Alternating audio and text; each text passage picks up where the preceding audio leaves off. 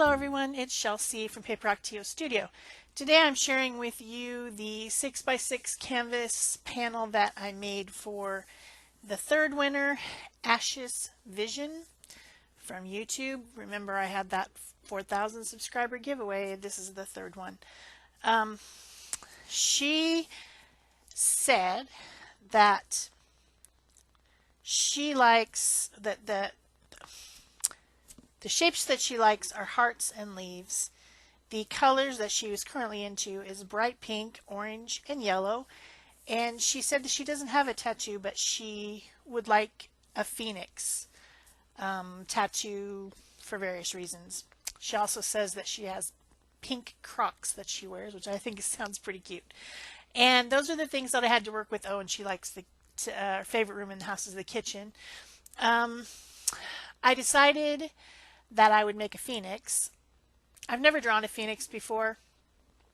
After I showed this to my family, they told me that it should have looked more like a raptor, but it's a mythical bird. Does anyone really know what it looks like?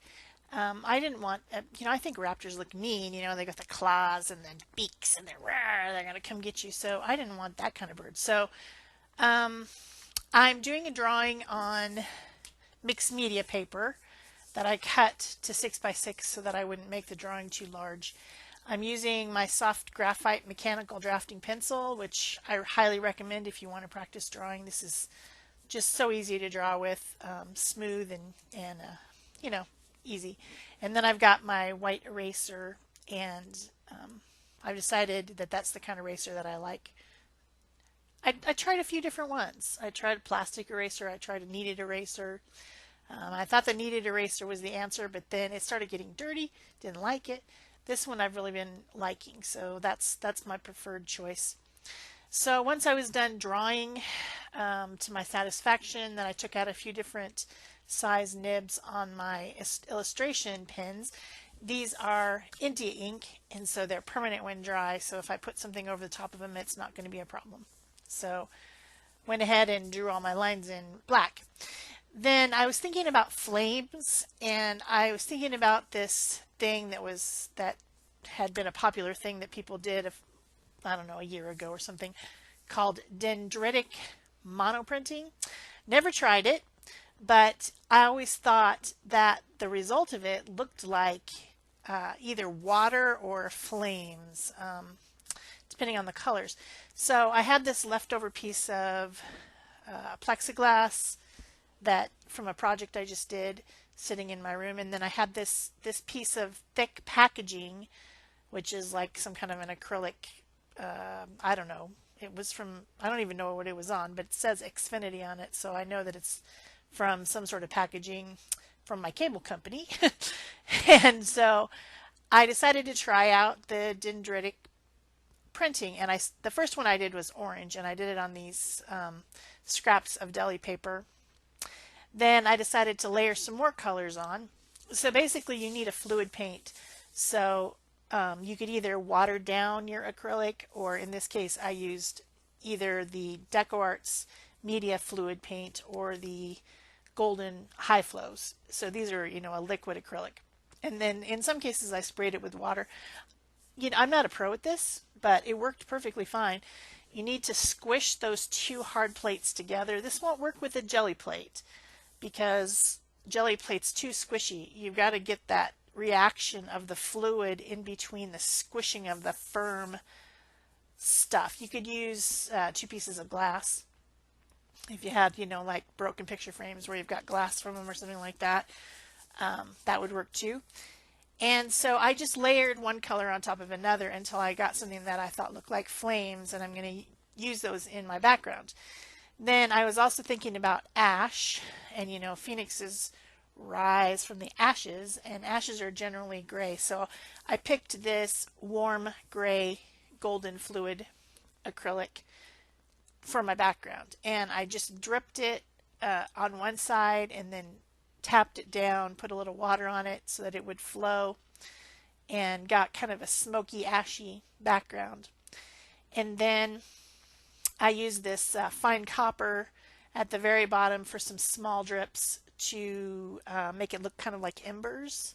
Like, you know, some things are still burning at the bottom of the fire.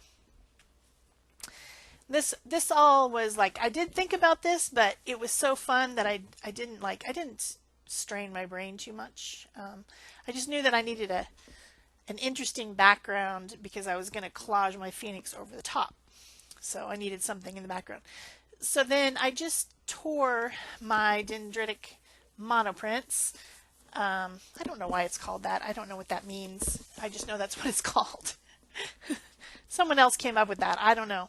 Sometimes it even looks like trees, like pine trees in some cases. It's interesting. There's a few different people doing it on video on YouTube that I watched. I don't know, probably last year sometime. So anyway, tore those pieces into flamey shapes, and then I'm going to collage those over my acrylic background using Collage Page in the glossy. Because I put the fine copper down at the bottom, I didn't want to dull that with a matte medium, and so I did use the gloss medium from the what is it called? Collage Page? Yeah, Collage Page. Tracy Bastista's Collage Page, yes.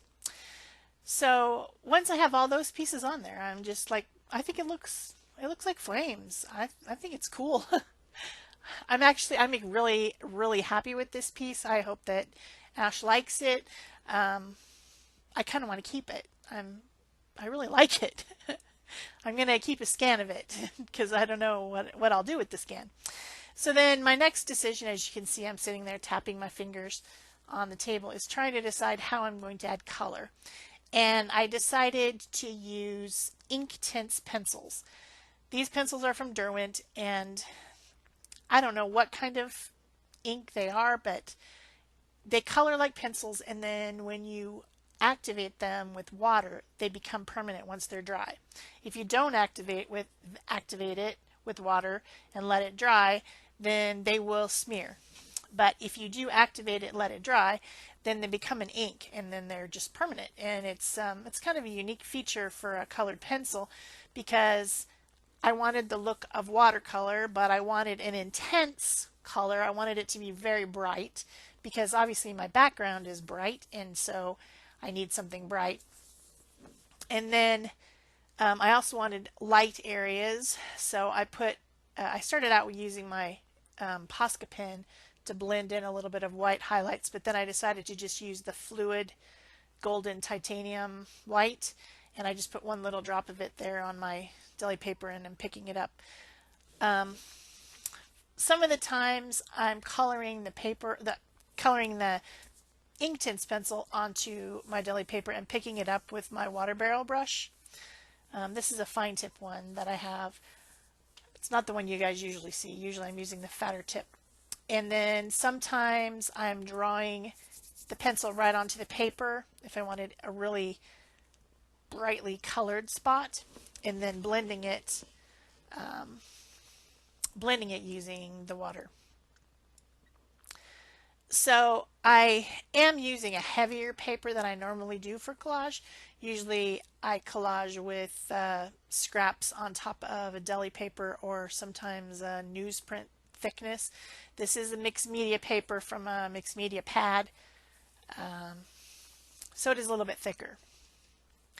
It's holding up pretty well to the amount of water that I'm putting on with this water brush to blend everything. I'm getting it pretty darn wet. I wish that I knew which, I actually do. I know which brand this is because I know where these offcut. I had cut up some mixed media paper to make a quick journal, which you will see. That will actually be coming up on Friday next, I believe, on the 10th, for a hop that we're doing. How to make a quick journal. And I'd cut that paper up to make the pages on the inside. So this is actually, I do know it's Dick Blick mixed media paper. Some of the other mixed media papers that I've got in different spiral journals that I use sometimes, the paper doesn't hold up. It just doesn't hold up. It pills, it tears, and those are ones that are like from Strathmore. So I've been leery of using mixed media paper, and generally I use 140-pound cold pressed watercolor paper because It's not terribly expensive, and it holds up to the amount of stuff that I put on my mixed media pieces. Either that, or else I might use, you know, a pre-stretched canvas or something like that. But I am happy enough with this paper. It didn't, you know, I put several layers of stuff on it, and it didn't pill or tear or get holes in it, or I didn't have any problems with it. So I will say that the Dick Blick brand mixed media paper it comes in a huge pad. That's how come I have these offcuts, because I had to cut down the other paper from, like, I mean, the pad I have is probably 17 by maybe 17 by 12 or something like that. But I'm happy with it. I will say that it held up well to my abuse. Not sure why I decided to. I guess I was making my drawing thinking that I was going to use my paper piecing method, where I would, you know, take pieces of it and put some collage on. But then I decided, no, I just want to color. I just feel like coloring. So, and it has a lot of little tiny pieces, a lot of little fussy detail on this illustration. So it would have been a bear to paper paint it anyway. And I felt like coloring and adding a lot of nice bright yellows and oranges. So I did add a tiny bit of pink, but there's not a whole lot of pink on this. She did mention that she liked pink in combination with the orange and yellow, but I chose to focus mostly on orange and yellow and red. And then as I was doing the drawing, I did add in some feathers in different areas, which kind of mimic a leaf shape. She said she likes leaves. I really like leaf shapes in my art too. And actually, when I showed the illustration to someone in my family, they're like, "Why is there leaves on here?"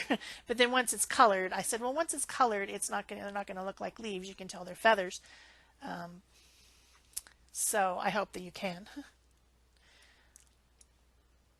I don't know why I was showing this to different people in my family. I don't usually actually even involve them, because they don't really pay much attention to any of the art that I do, and they're not really that impressed, so I don't usually show them. But I really liked this illustration, and so I was like, "Oh, look at this," you know. And then of course they have to give me their opinions.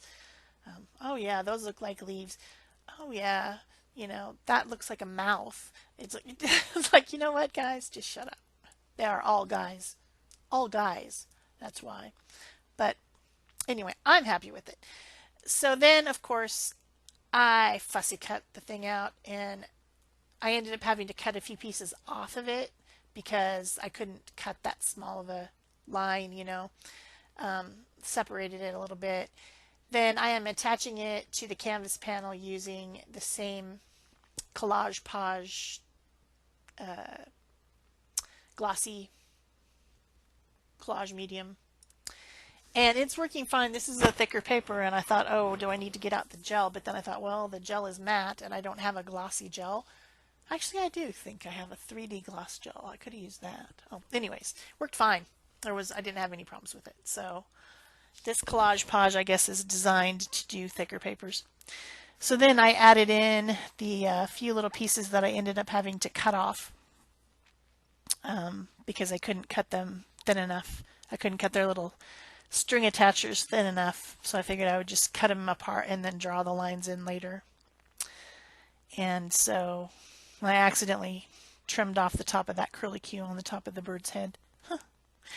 So there's some more spirals. I guess this was the giveaways of spiral things, because there's a lot of curls and spirals in this one too. I guess I'm into it right now.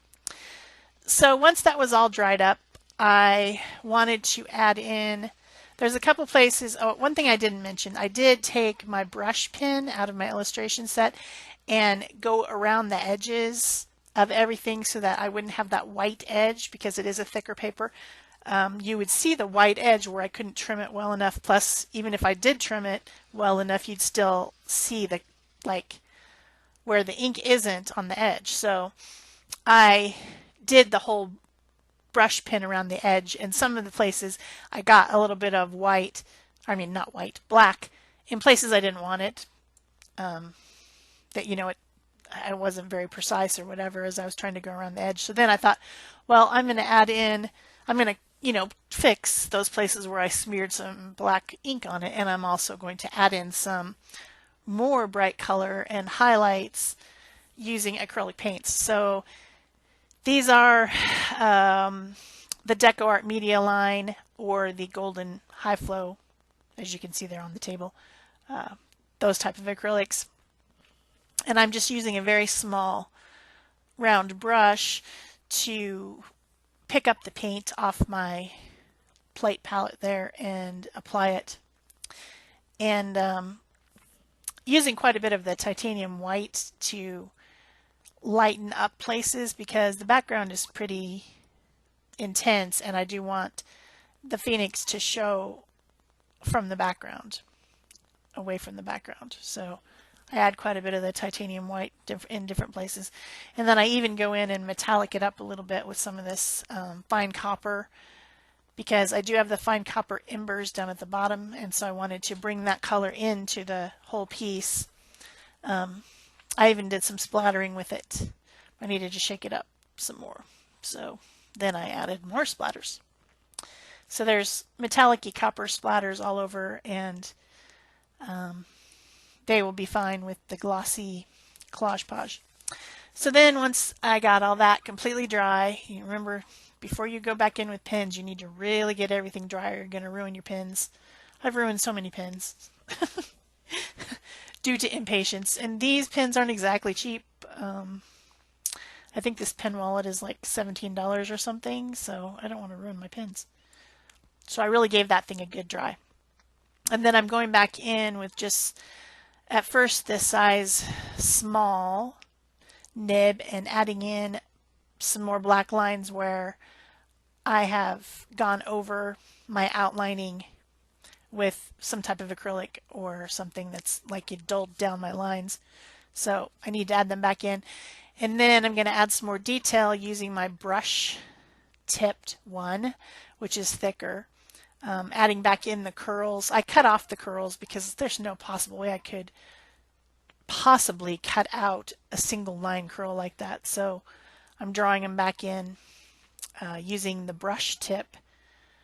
I will be sure to link these pens as well as everything else that I used. I'll put the links below the video so that if there's something that you see me using, you want to get it. I am an Amazon affiliate, so I appreciate it when you use my links. That helps support my channel.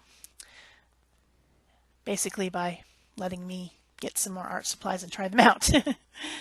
Very few. It's a small amount, but you know what I'm saying. So my final touch is to add shadows underneath the feathers, underneath the bird, underneath, places that I think that there would be a shadow using a Stabilo all pencil. I could have used the black from the ink tints. Would have been perfectly, it would have been exactly the same result. I just didn't feel like getting those back out. So the Stabilo is on my desk in my little pen organizer. So I just grabbed that. And then I've got this same water barrel brush. That's a synthetic bristle brush with water inside that comes out so you don't have to keep dipping. Handy little tool. And I'm adding the pencil along the bottom edges of things and then going ahead and activating and blending it out using the water. And I just keep adding it until I'm happy. This really helps blend the pieces together on a collage. Like when you just glue a thing on a thing, you can tell it's two separate pieces. When you go ahead and use something like this where you're adding an extra shadow, it really helps make them seem more cohesive. And then I went in and added a few highlights using my white Posca pen. This is the fine tip white Posca pen, and it's probably my #1 tool, I would bet. I bet it's the thing I use the very most of anything that I own as far as art goes. But yeah, love it. Not sure I could survive without Posca pens. So if you've enjoyed this video, please remember to give it a thumbs up, to comment so I know that you were here, to subscribe if you haven't already, and be sure to click that little bell so that you get a notification when I upload a video. And share. Pin it to Pinterest if you like it, or share it on Facebook if you like it. Those things all help my channel by telling other people who might not have found me yet that I'm doing something valuable that they might like. And that's the only way that YouTube channels grow. So that really helps me out. Of course, I'm signing it at the bottom, and then I'm done. That's it from me. Bye-bye.